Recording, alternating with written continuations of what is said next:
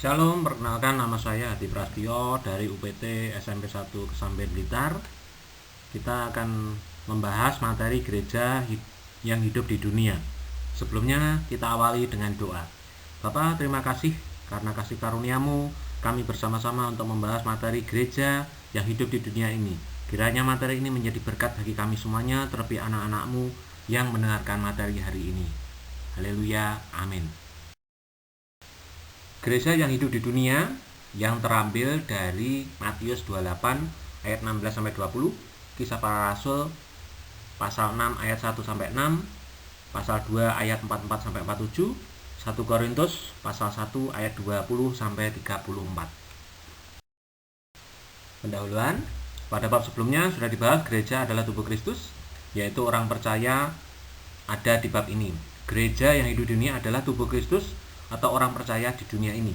Ada 3 cara hidup gereja atau orang percaya. Yang pertama, gereja yang memberitakan, gereja yang bersekutu, dan gereja yang tidak membeda-bedakan. Poin pertama adalah gereja yang memberitakan. Dalam bahasa kerugma, yaitu Yunani, artinya pengumuman, pemberitahuan dalam konteks ibadah. Gereja yang memberitakan menjadi saksi. Marturia, bahasa Yunani bersaksi, memberitakan Injil, melakukan amanat agung Matius pasal 28 ayat 19-20. Menyampaikan berita pengampunan hanya melalui Yesus Kristus yang telah lahir di dunia, mati disalibkan, tetapi bangkit pada hari yang ketiga, naik ke surga dan menebus kita. Poin adalah keselamatan hanya oleh kasih karunia di dalam darah Yesus. Gereja yang bersekutu. Bersekutu adalah berkumpul bersama orang-orang percaya untuk beribadah. Koinonia, bahasa Yunani yang artinya bersekutu. Pada zaman Perjanjian Lama, bangsa Israel beribadah kepada Tuhan pada hari Sabat. Pada zaman Perjanjian Baru, orang percaya beribadah kepada Tuhan pada hari Minggu. Gereja mula-mula bersekutu tiap hari Minggu untuk merayakan kebangkitan Yesus Kristus. Kebiasaan ini terus berlangsung hingga sekarang sebagai hari ibadah internasional maupun nasional. Liturgi berasal dari leiturgia, bahasa Yunani yang artinya pelayanan atau pelayanan militer. Liturgi atau tata ibadah itu masuk di dalam ibadah minggu maupun beberapa ibadah ketika orang percaya bersekutu. Gereja yang tidak membeda-bedakan sesama manusia disebut diskriminasi. Oleh karena itu, gereja tidak boleh melakukan diskriminasi. Tapi justru, gereja mengikuti cara hidup jemaat mula-mula, yaitu sehati sejiwa, bertekun dalam doa, milik pribadi menjadi milik bersama.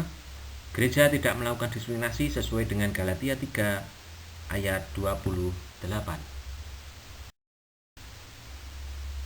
Dari pernyataan materi di atas, ada satu tokoh yang bernama Pendeta Dr. Martin Luther King Junior yang hidup pada tahun 1929 sampai 1968. Dia adalah pejuang hak asasi manusia kulit hitam atau yang berdarah kulit hitam di Amerika Serikat.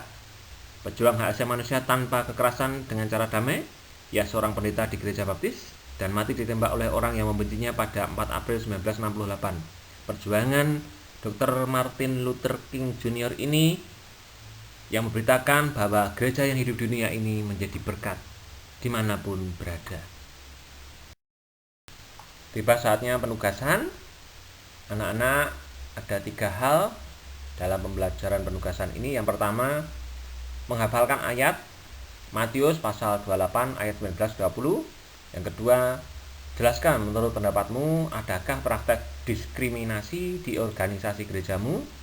Yang ketiga, jelaskan manakah dari ketiga cara hidup gereja yang sudah kamu lakukan. Jika belum, mengapa belum dilakukan? Mari kita tutup dalam doa. Bapa, terima kasih di dalam Tuhan Yesus materi hamba-Mu sudah sampaikan. Kiranya menjadi berkat bagi anak-anak-Mu dan masa depan mereka.